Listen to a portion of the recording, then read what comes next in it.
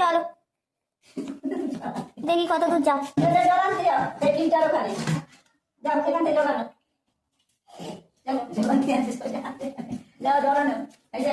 আরে যেতে যেতে এটা কি হচ্ছে?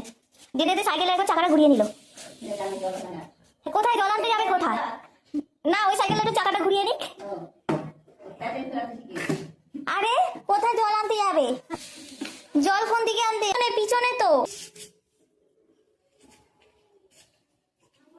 তারপরে তারপরে তো ওখানে তো জল পড়ছে।